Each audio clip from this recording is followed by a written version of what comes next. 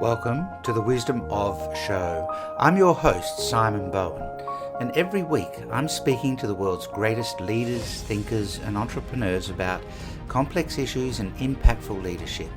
Join us in the Renaissance of Wisdom. Well, welcome to the Wisdom of Dr. Dale Bredesen.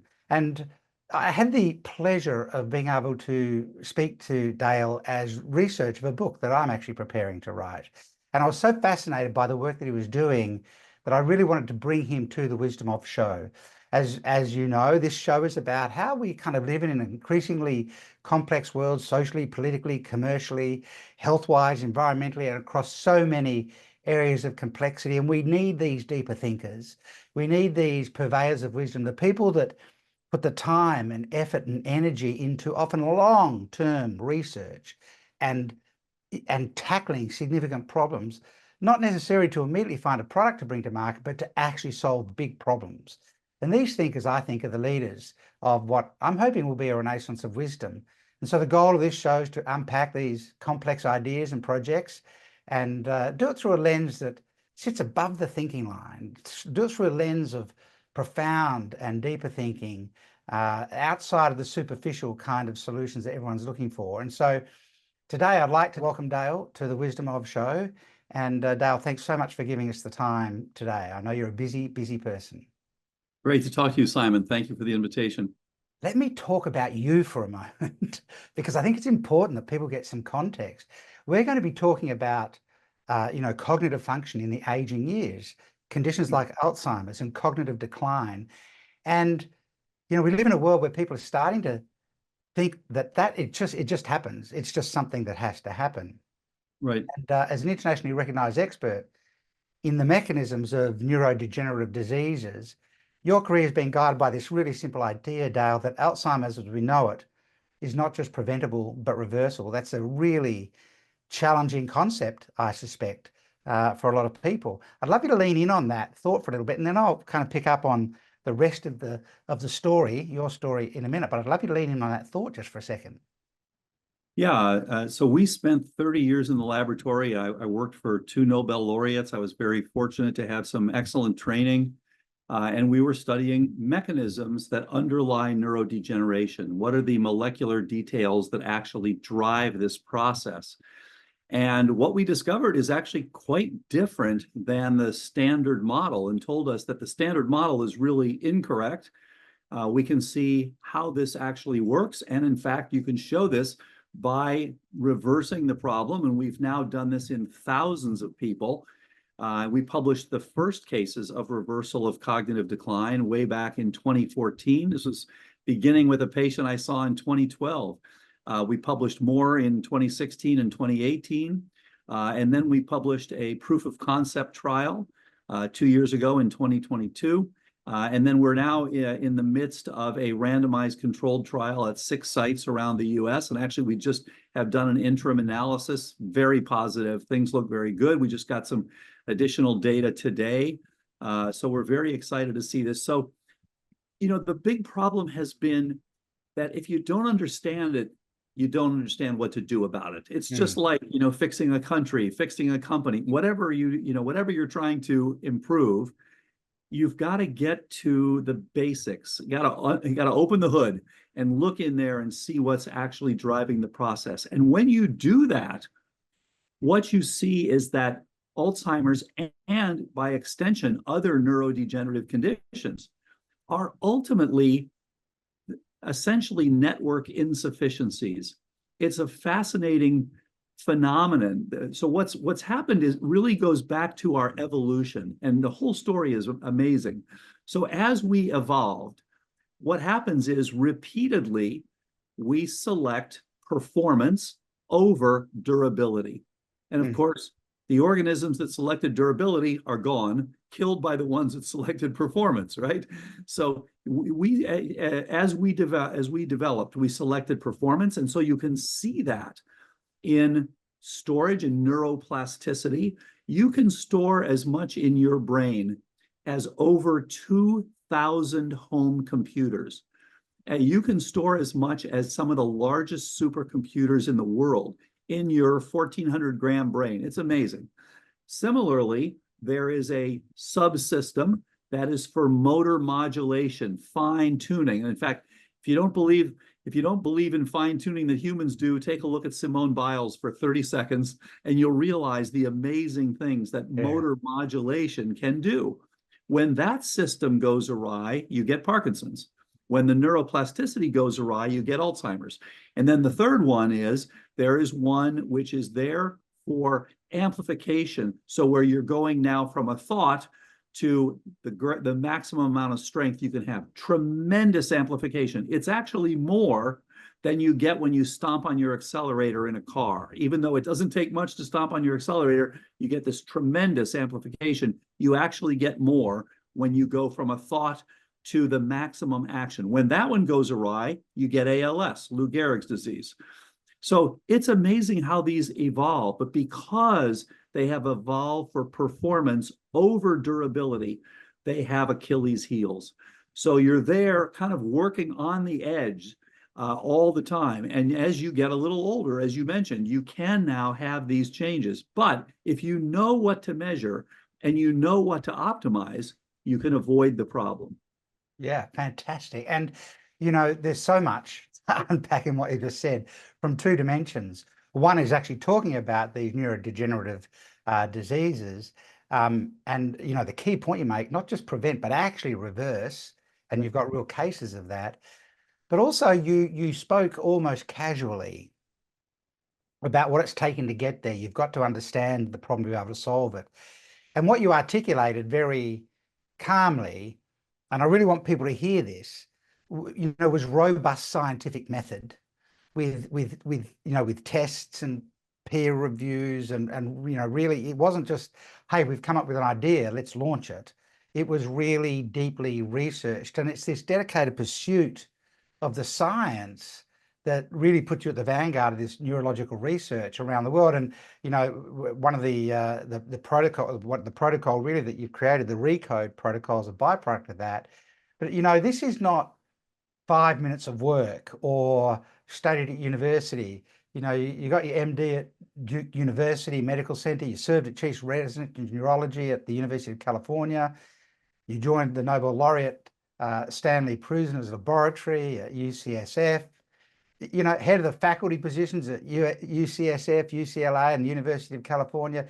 Many, like these are all doing the reps, right, in the field, and you know, putting the time and energy into something without necessarily knowing where the outcome's going to be, without knowing how we're going to get this thing solved. And I think that's something that we don't see, you know, a lot of. And you were exploring uncharted territory, trying to explain these physical mechanisms behind the erosion of memory that we might see in Alzheimer's disease. And it's opened up doors to all sorts of new approaches to treatment and new therapeutic processes and things. There's just time spent in the trenches required to unpack a big problem. And as you said, you've got to understand what the problem is first. So, you know, how long a time frame are we talking about from your interest? I mean, I suspect as a child, this wasn't your obsession, right? So what was the trigger point for your interest in this? I guess it started somewhere in your medical studies, but and then the time scale to get to the point where you're right on the verge of the sorts of things you're talking about. And what were the trigger points? Where did that interest come from? Yeah, great point. So I was interested in computers in high school. And when I got to Caltech as an undergraduate, as a freshman, I read this fascinating book, which was called The Machinery of the Brain. And it was by Wooldridge. And he talked about the similarities and the differences between how computers handle problems and how brains handle problems. And I just remember being so fascinated by that. So this was, you know, over 50 years ago. I'm now in my 70s. So, you know, I read this and it really changed my life. And I thought, wow, okay, how brains learn and remember. And at that time, there was not a lot known about how memory worked. And I thought, wow, this is a very interesting area to understand. Mm. And then as I started getting into this and went through medical school and then went through a neurology residency at UC San Francisco, I thought, okay, you know, we need to understand not just how these basic principles work, but also what goes awry. Why do we get Alzheimer's? Why do we get Parkinson's, Lewy body, frontotemporal dementia, ALS, macular degeneration?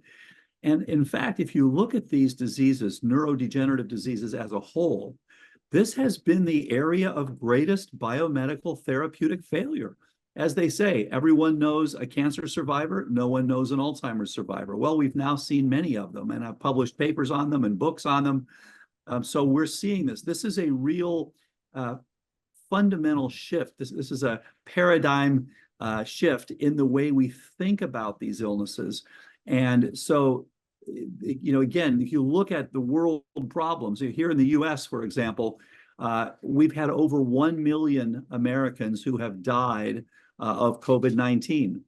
But about 45 million of us will die of Alzheimer's, of the currently living Americans.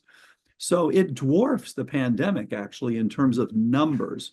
And so the idea was, okay, why has this been such a problem? Why do we do better with cardiovascular disease, renal disease, various surgical conditions than we do with neurodegenerative disease? Something is fundamentally wrong. And so that's what really fascinated me. Here's this thing where there's no solution yet.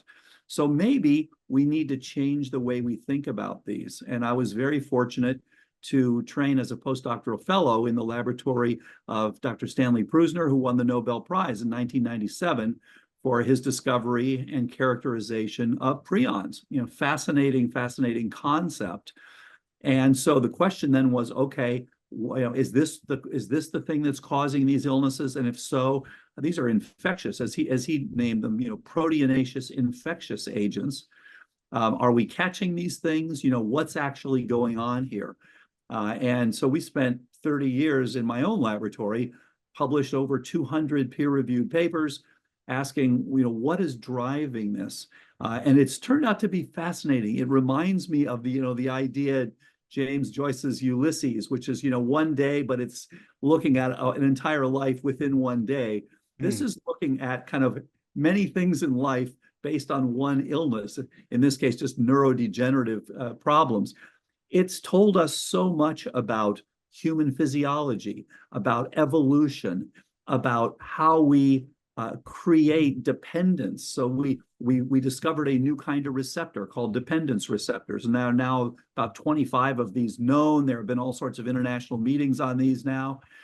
These are things that create dependency in your cells, essentially looking for signals, ligands that are supportive. And if the support doesn't come, they cause the cell to commit suicide. So, for example, they play a role in preventing tumors from wandering away, but they also play roles in how you are dealing with support for a synapse, for a network. So there's so much that we have learned based on this one thing. How do neurodegenerative diseases occur? And one of the exciting things that we found is that your brain, essentially, just like you have a sleep mode and an awake mode. So you go sleep, awake, and the way that you do this is, of course, very important for your health. Similarly, you have a connection mode and you have a protection mode. And in the connection mode, it has a whole bunch of things. You keep your inflammation low, you keep your support, your nutrients high, you're able to make and store new connections. I mean, everybody notices their good days, like, wow, I can remember things really, really well. I can do great on tests, all that sort of stuff. And it has a whole set of things. Your thrombosis in your arteries is lower. You've got more blood flow. You've got oxygenation. Your mitochondria are functioning. You are very good with oxidative phosphorylation, your metabolism. All these things are part of connection mode. Now, when you then get insulted, you might have a change in your oral microbiome. You might have a tick-borne infection. You might have a tremendous amount of stress in your life. I mean, we all know, stay up all night, anything of those things that's now telling your body, you may have COVID-19. Your brain literally recognizes that and shifts into protection mode. And in protection mode, it changes a whole host of things and is now saying, we're going to use our resources instead of to make and store new memories and maintain them. We're now going to have to use our resources to fight these various microbes, toxins, and other insults. And you can literally measure this. And by the way, one of the things that is characteristic of switching over to this protective mode is the production of the amyloid that we vilify in Alzheimer's, when really it is there as part of this protection mode. So we've always been taught, we just have to give you an antibody and rip out that amyloid out of your blood vessels in your brain. That's really misunderstanding the problem. Your brain has literally responded trying to protect itself from these various insults. And this is why, by the way, there's so much talk now about infectious diseases and their roles in Alzheimer's disease. So we really see how looking at these diseases, not from the pathology's perspective, but from the physiology perspective. I'm going to challenge you in a minute to take that and turn that into a thought process, people without medical expertise and understanding should be applying as they think about these neurodegenerative diseases. But you wrote a 2017 New York Times bestseller, The End of Alzheimer's. Is the recent book that you're talking about the first survivors of Alzheimer's, or is that another one after that? It's the one coming after. So there was the end of Alzheimer's you mentioned, then there was the end of Alzheimer's program, because many people said we want more detail. Yes. Then the third one was First Survivors of Alzheimer's. Now the fourth one is coming out March of 2025, and it's called The Ageless Brain. And so this is about what do we all do to keep our brain span? And my argument is, if you're in your 20s or your 90s or anywhere in between, your most important asset is your brain function. That's what you need. Look, you can have whatever you want. You can have great wealth and power and everything else. If you have no brain function, you're not in good shape. And so for many people, that is the concern. And certainly, people of my generation, the biggest concern was losing your cognitive abilities and developing dementia. As I've told our daughters, who are now in their 30s, you're the first generation that does not have to worry about this, because we now have tremendous sensitive tests. You can literally ask, do I have the beginning of pre-dementia, by getting things like p-tau 217. That will tell you if you're early on in the process. You can then ask, why am I in that process? What are my insults that are driving this? You can now address these things, and you can ensure that you will never go on to develop dementia. We've got many, many people on prevention. We haven't had a single one so far who has progressed all the way to dementia. And in our trial, as we reported, 84%, these are even people who are in the later stages, with MCI or dementia, 84% of them improved. So, when you develop dementia, you go through 4 phases. You have a phase where you're asymptomatic. You have a phase where you have what's called SCI, subjective cognitive impairment, where you're still able to score normally on cognitive tests, but you know that something's not quite right. And on average, that lasts 10 years. That gives us a huge window to treat. But most people, of course, don't do anything at that time. Or if they go to their doctor, the doctor says, oh, don't worry about it. This is just normal aging, which is the last thing you want to do. Now with these new tests, we can sell you, well, here's the issue. The third phase then is called mild cognitive impairment. By definition, that means you're now scoring abnormally on the tests, but you can still take care of yourself. The fourth and final phase is dementia, where you start to lose your activities of daily living. So we don't want to wait, and there's no reason to wait until it's so late, and yet many people still do, often because they think there's nothing that can be done. So this is a fundamental change to recognize there's a tremendous amount that can be done. And the earlier you come in, whether it's for prevention or early treatment, the better off you are. Yeah. And, I'm 63. And so many of our friends, fortunately, it wasn't the case for either of the parents of my wife and I, but so many of our friends, Yeah, like the vast majority, had parents going through serious cognitive decline in age, and we watched the burden on families and just how traumatic that was as their parents no longer recognized them. And there's so much associated with this. And so, with the Recode protocol and with, you said there, and when I know when you and I have spoken before, you said there's multiple markers that you can test for. Right. You can identify where people are at in those 4 stages of the journey. There are Yep. dimensions of this that are reversible. There's a ton of science that you've been able to work through behind this. But if we were giving people like a shift of paradigm to carry in their minds, and I love what you said about, your brain health is the most important thing to you. Yeah. But It's, if you, I injured my back in 2019, potentially I was not looking at being fully mobile, yeah. and the surgeon said, well, you can keep living the life you live from your wheelchair if you have to. And in that Yeah. moment, I thought, but so long as I can think, Yeah. I can do a lot of things. So what's the paradigm shift for non-medical people who, don't have that science background? What's the paradigm shift we have to get everyone to lock into their brains when it comes to neurodegenerative diseases and how we approach this as individuals as we continue through life? Is there a shift that we can give people to think about? It's a great point. So the first thing to recognize is that Alzheimer's is rapidly becoming optional. In other words, the only thing you can really do wrong is wait till it's really late, and having your doctor tell you, "Hey, you're just getting a little older. You shouldn't be expecting to have good cognition." That's the wrong thing to say.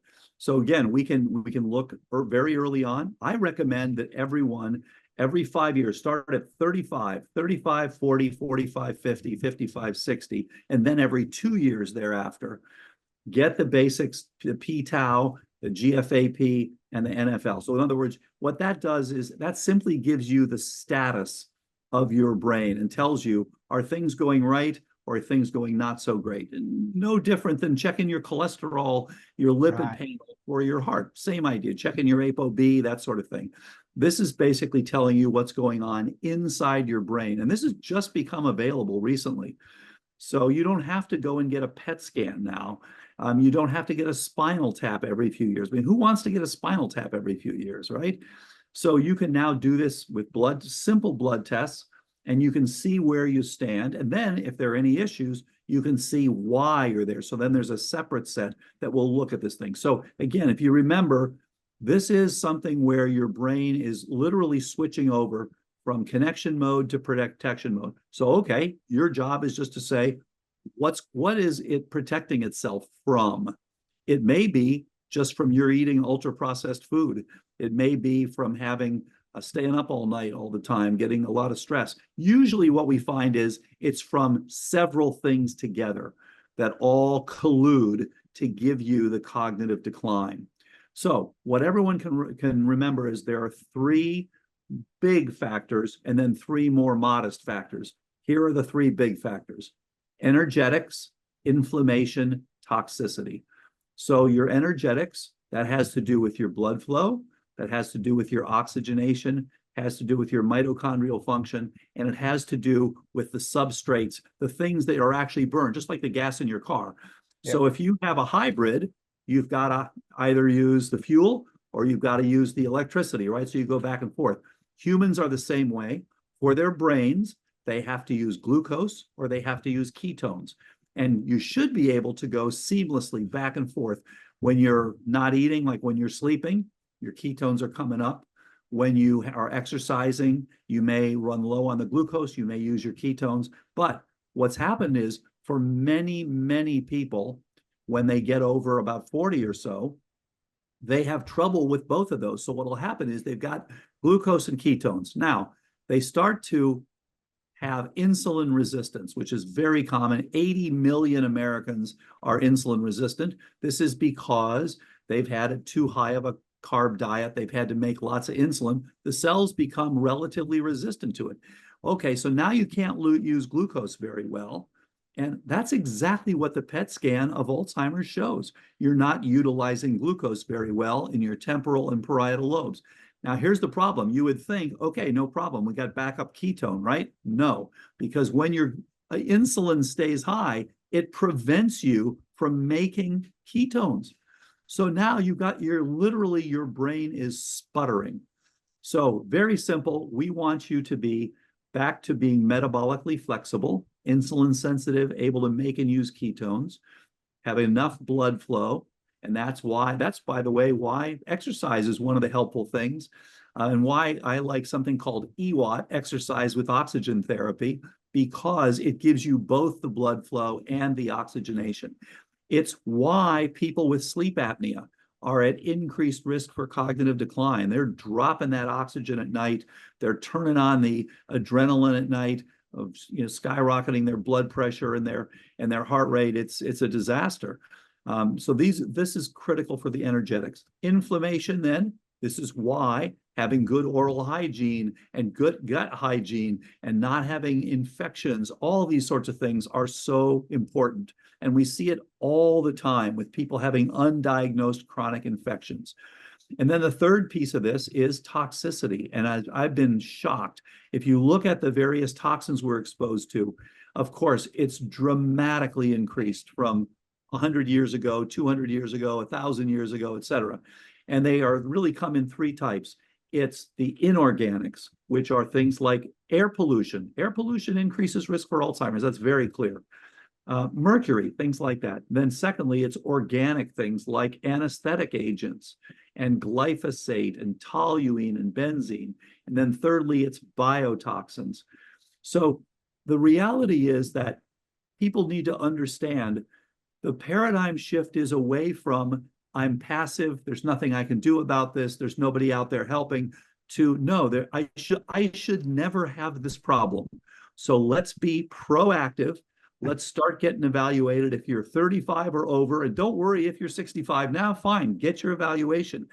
And you can see this coming. This is the one Achilles heel of the chronic illnesses that are killing all of us. That if we know what to look for, we can see them coming and do something about it.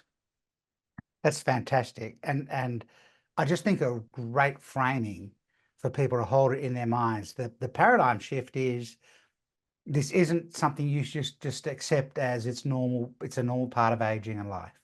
This is a manageable condition. And as you said, we go off and get tests for cholesterol and other things in terms of physical health, but why aren't we doing the same thing around cognitive function, particularly as we age? Let's step into, and so the message is clear about that for a start. I would encourage people to read your books, but I'd also encourage people to be very proactive about this. This is kind of one of those areas that we can do something about, and actually we should. And then I would also challenge people. It's possible that no other aging condition puts as much burden on your loved ones as a neurodegenerative condition actually does, and if your family are able to spend quality time with you as you get older and go to the end of life and have great conversations and laugh, that's a great kind of exit. But if all of the challenges that go with Alzheimer's and other dementia and other conditions emerge, that turns your children into carers and or your loved ones into carers. So there's a lot of reasons for doing something about this. Let's talk about the journey, right? You're a wisdom seeker. You're one of the people that we spend a lot of our time with in terms of our business and what we do, helping people that have unearthed some really original genius, seen things through a different lens, framed through a different angle, went to the problem and understood it at a deeper level, and almost always challenges the existing paradigms or the norms, if you like. And a couple of times you said, sometimes doctors will say, well, you just should expect that as you get older. And so you're challenging some pretty entrenched norms. Let's talk about the journey as a wisdom seeker, as a researcher, as a scientist, as a doctor. I sometimes think people think that people that do incredible things somehow just have that moment, oh, here it is, I've just seen it. But I think you've been talking about decades, 50 years worth of research and studies. And can you share a little bit about the journey of being on the front edge of discovery and research and what that feels like? Some of the people that listen to this podcast are people that do that kind of work, and it just might be useful for them to compare the stories. What is it like when you're in that cycle? I don't think the big moments happen, or do they? Yeah, you definitely look back and say, this was in a moment where I got some new insight. So, we were looking for a mechanism. How do we get at the problem of neurodegeneration? This is way back when I set up my first lab, 1989. And so the idea was, here was all this amazing work on cancer that had been done because people could take cancer and put it in a dish, right? So now you could transfect in genes, you could do all sorts of molecular biological alterations and procedures, and it was just fantastic. Because you could literally select for a gene that produced a cancer. That's how oncogenes were discovered and characterized, and then you could study them, and it was such a beautiful system. So I used to go to all these oncogene lectures when I was training. I thought, okay, we need to come up with neurodegeneration in a dish. And so we started looking. The problem, of course, is with a cancer, once you transfect in the cancer gene, that selects for itself. You grow the cancer. This is the opposite. When you put in the neurodegeneration gene, the cell disappears, it dies. So I thought, okay, we got to fix that. We got to figure out some way to get around that. And so we did develop the first models of neurodegeneration in a dish way back in the early 90s. And so very excited about that, because now we can start looking at these genes and we can mutate them, and we can ask, what's driving this? How does this work? And so we then discovered this new kind of receptor that we thought, okay, this could have something to do with the degenerative process. And especially when we saw that the gene for Alzheimer's, APP, the amyloid precursor protein, impacted that and was one of these new types of receptors. And so we were then looking at, okay, how do we change the signaling?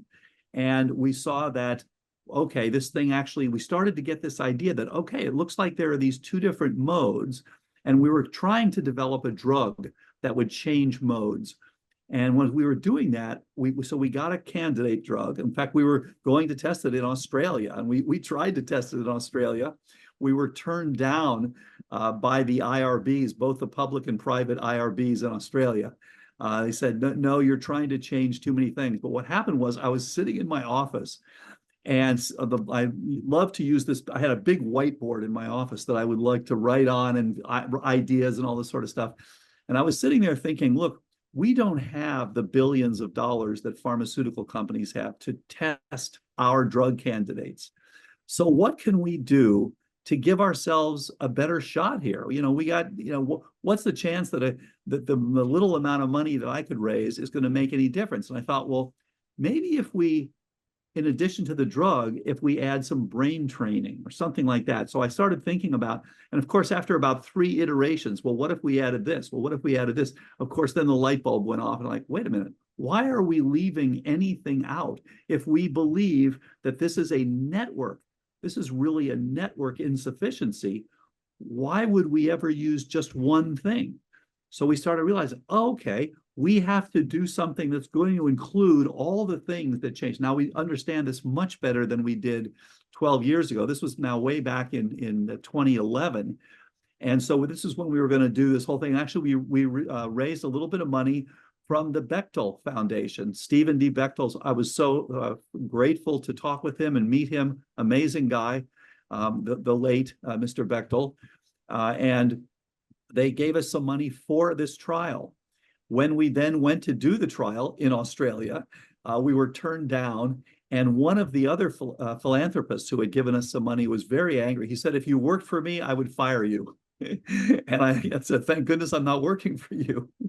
And so I was, 2011, I was very depressed, because like, okay, how do we take this new approach instead of just the one monotherapy, boom, one drug, one small molecule that's supposed to fix this entire network? It actually makes no sense. It's extremely naive to think that that's the best way to go after a complex chronic illness. So we thought, okay, we need to find a way then to do this with a whole network treatment, essentially a systems biology type treatment. And so we started publishing just anecdotes. Here's one person. Here we did the first 10, then another 10, then 100. Then we did the proof of concept trial. But you're right. At each step, we tend to forget that when you're suggesting something new, implicit in that suggestion is that the current status is wrong. Yeah. You tell people that everything they've trained for and spent their lives doing is wrong, that does not sit well with them. No. And especially when they are in positions of power. They are not happy to hear that. No. This is I mean, we're looking at this through the lens of medical research, but you just Yeah. outlined the entrepreneurial hero's journey, if you like. Let's set out to do something. We don't know where this is going to land. We Right. think there's something there that we could improve, we can make a big difference in, and we're going to bump up against and challenge everything that everyone's got invested in the current status quo. And so Yes. not only are we trying to really understand what the problem is, a lot of other people are going to be working against us getting there, actually, because if we do crack this thing, it throws a lot of other things into question. It is the entrepreneurial journey. So if you were advising, we spoke about this before when we spoke about the research for the book that I'm writing. If you were giving advice to a young, let's say they're a medical entrepreneur. Let's stay in the lane of what you do, but this would apply to every young entrepreneur who's got something, they're driven by something. There's something they really want to solve, so they have the drive. What quick high level takeaway advice would you give to young entrepreneurs? Because that's where our future lives, actually. Yeah. Those people that go and solve big problems. What quick takeaway advice would you give them based on your experiences, your journey? It's a great point, and actually it's one that I recognize I did wrong with this. So, Machiavelli was the one who said there is nothing harder than changing the existing system, because there are people who have vested interest in keeping the system that is keeping them in power. And on the other hand, the ones that would profit from the change tend to be holding back to see how you do. If you get up and get shot down, they're not gonna put their necks on the line for this. So you've got nobody supporting you. So what you need to do then is, and here's another thing that I learned through this journey: nobody makes a decision that is not in their own best interest. Hard to believe at times, but you have all these boards that you think, well, surely they're going to do what's right for patients. No, they're going to do what's right for their political future.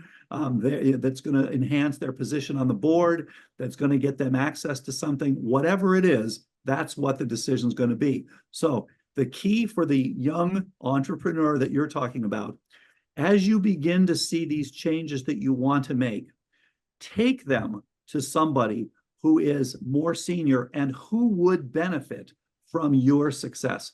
So get them involved. It may be that they'll want to start a company with you. It may be that they will want to publish something with you. It may be whatever it is. Be careful. You don't want them to steal it, but work with them, because as long as you're doing something that is not helping any of the people in power, it's not going anywhere, because they will push back and push back and push back. And we've had pushback from the Alzheimer's Association repeatedly.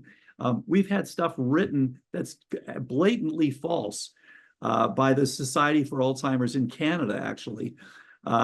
We've had people who are, quote, experts being paid by drug companies saying, I just don't believe this. So there's been a tremendous amount of pushback. As they say, you can tell who the pioneers are because they're the ones with the arrows in their backs. And definitely we got a lot of arrows in the back. Yeah. And so that then speaks to the level of conviction you have to have for what you're trying to do. If you set out on a journey to change something significant, you really have to have that sense that this matters. Yeah, and my own personal hero is Dr. Lee Hood, who was one of my professors at Caltech. Really, he's the one that invented the automated DNA sequencer, the automated peptide sequencer, the automated oligonucleotide synthesizer. The Human Genome Project would not have been possible without Lee Hood's contributions. And he said that you have to have determined optimism when you're trying to change things. And he's done it better than just about anybody. So I try to remember that when I have a bad day, remember his words of wisdom. because I do think that, you kind of have to believe it. And this is one of the reasons, by the way, that we took things, one step at a time. So we didn't start by saying, let's do a huge trial. We started by saying, can we help one person? And then when that happened, we said, can we help 10 people? And then it was, can we help 100? Can we document this? Now, can we get better documentation? Now, can we do a trial? Now, can we do a bigger trial and a better controlled trial? So, it's taken step by step by step by step. I saw the first patient in 2012. Shortly after we got turned down for this 2011 clinical trial in Australia, was when I saw the first person. And out of good fortune, she came and I told her, look, well, this is what we were going to do in the trial that we weren't allowed to do. If you want to take this back to your doctor, you can. And she did great. And by the way, she's still doing great. She just turned 80. And she's now been, over 12 years. She's done beautifully. She's actually become a brain health coach. So, you kind of got to take it one step at a time. You can't run to the end of the branch and have it fall off. So we're just one step at a time to make sure that what we're doing is correct. Well, we do live in an increasingly superficial, quick fix, tips, tricks, hacks kind of world, right? Where people want to get to the end in a nanosecond. Yeah. And, I think, my pursuit of wisdom is in this simple premise that the deepest and most profound solutions come from those people that spend the time thinking and studying and understanding and, going to the deepest level of kind of research around something. Have you had to protect this from an ethical perspective in any specific ways over the years? I mean, because it's business as well. I mean, you are also a business. You need to raise money and continue to be able to do the work and everything else. What kind of ethical barriers, other than the fact that everyone's got some kind of self-interest, protectionism or whatever, have you had to protect the ethic of this as you've gone through it? So, the big ethical issue has always been, are you promising something that you can't deliver? Because, it's interesting. So many people have said, well, you're offering false hope. And so one of the patients who's done very well said, no, they are offering false hopelessness. And I think that was a great way to say it. So many people are saying, there's nothing to be done. Don't think about it. Don't consider it because there's really nothing. When in fact, we've seen it again and again and again that we see people get better. Now, you can imagine the problem we run into is when people say, oh, well, you've done all these things. Well, now my person, and often it's someone, my father is very far along. You're going to fix him. Well, maybe yes, maybe no. And we see it again and again. It's sometimes it's too late. Sometimes we don't identify the things that are driving the problem. So there are multiple reasons that it can fail. And so you always have to figure about, what are people's expectations? So you want to tell them the true hope. Yes, we've had many people get better and stay better. But you also want to let them know, okay, if you start really late, if we don't find the right things, if the group you work with is not very good, then you're not going to see as much of an improvement. And one of the things that we've learned, there are physicians who've been trained in this protocol. We've trained over 2,000 physicians who are getting almost every single person to improve. And there are physicians who are getting almost nobody to improve. It is much more like surgery than it is like classical prescription pad medicine. So the reality is that there are people who are really good at it, and teams often with health coaches and nutritionists and all that. And then there are teams that are not very good at it. And so we're always trying to understand better and better. How can we make this easier to do? How can we get better and better outcomes? And of course, one of the most important things is please don't wait to come in until it's very, very late. This is this goes on for years. So I think that's the important ethical consideration. You don't create false hope, but also don't create false hopelessness. Yeah. I mean, it's the marketing challenge, right? You need to call people out on false hopelessness, but you don't want to sell a story that is not real or not possible. Right. And so the first, I often say to people, and this is true when I've worked with people in the medical space, The healing process starts with the sale. You actually need to get the sale made first. Come and do something. Don't wait, right? But we can't guarantee all the outcomes because it depends on what you do in your part of that and where we're at. So it is. I love that. I love that tension between false hopelessness and false hope. And it's easier to sell false hopelessness, to be honest, to keep people static doing nothing, Right. than to get people to take action. So, it's super interesting. Dale, I could chat with you about this all day, but that wouldn't be fair to you and also to the people trying to listen to the episode. I'd love to wrap up with a couple of fast questions just for people to find out a bit more about you and how you think about things, if that's okay. Just 2 or 3 quick questions, quick responses, right? Sure.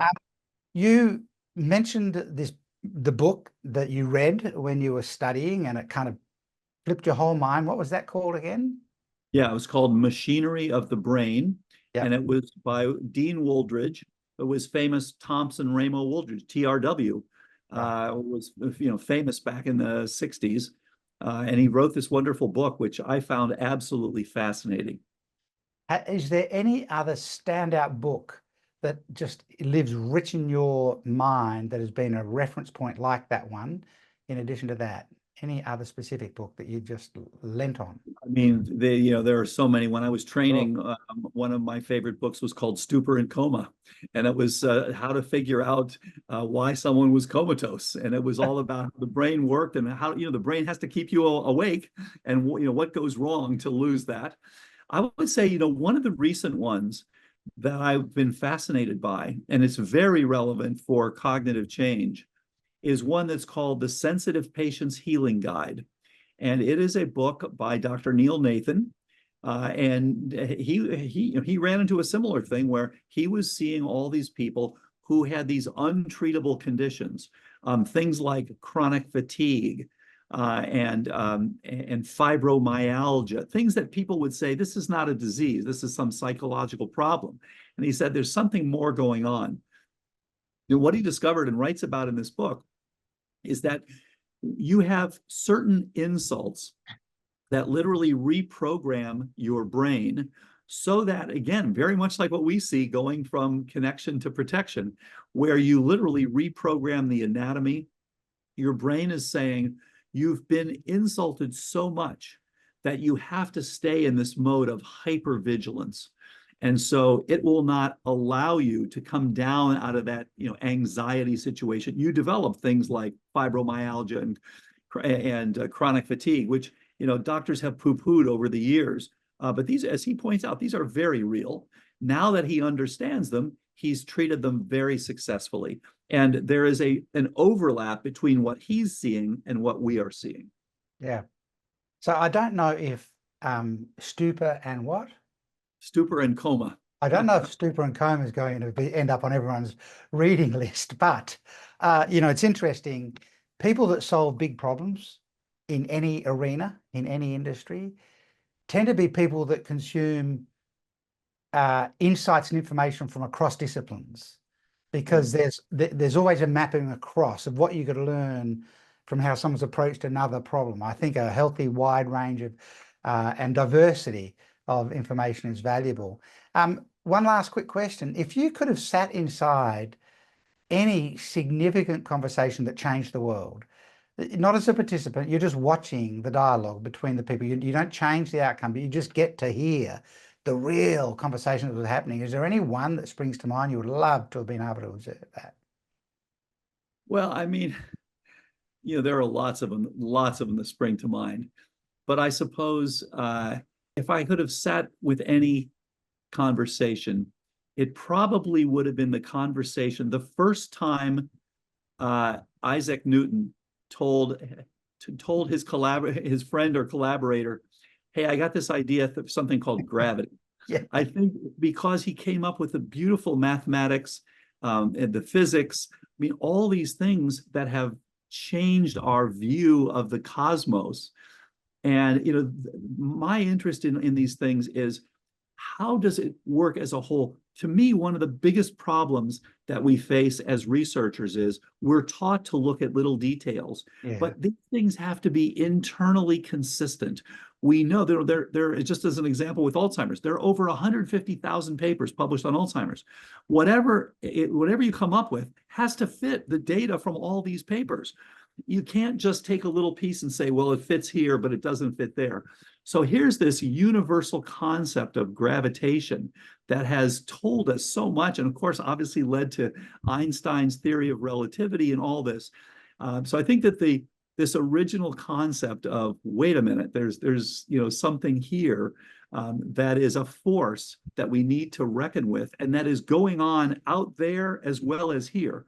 This is the same sort of idea that we've had about these diseases, where that has to fit with human physiology. Your brain is not trying to give you Alzheimer's. Your brain is trying to protect you from the things that are going on. So I'd say that would be my favorite conversation to listen to. I think that's a great suggestion. The conversation between someone trying to take what in its time would have been a radically wild idea and explain it to the people who actually respect them and trust them, but they're trying to get them to understand it, would have been fascinating to watch it. The fact is, and once again, it's to do with the journey of research. He didn't just sit under a tree and watch an apple fall and go, what was that? He was a master physicist and mathematician who knew that there was a force he had to identify, and he could probably do that mathematically to get to it. So it wasn't, oh, he sat and watched the apple fall. It was everything that went around that. So Dale, thank you so much for giving us this time. You've been very generous. I would encourage people to read your work, to read the book, have a look at the work that you're doing, and I would challenge people, particularly if you're the business leaders, if you're the people that are here to do something significant and something big with your business, you have some responsibility to sustain the cognitive functioning that's required to keep driving that big thing that you're trying to do. And so I would challenge you to get that paradigm in your head. Cognitive decline in age isn't something that just happens automatically.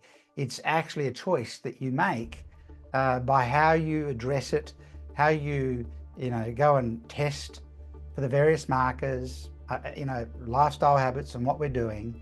And the more equipped we are, the more we know, the better we'll be. So if you are driving a business, you're in a significant role where you've got something big yet to do, your brain is the greatest asset that you bring to the world. So, my challenge to you is think about what we've talked about today and think about how you take that genius with you all the way through to the end. Dale, thank you so much. It's been such a fascinating conversation. I think we could talk about this all day, and I don't think people would mind if we did, but we do need to wrap it up there. So thank you very much. Thank you, Simon. Great to talk to you. I really appreciate it. Too.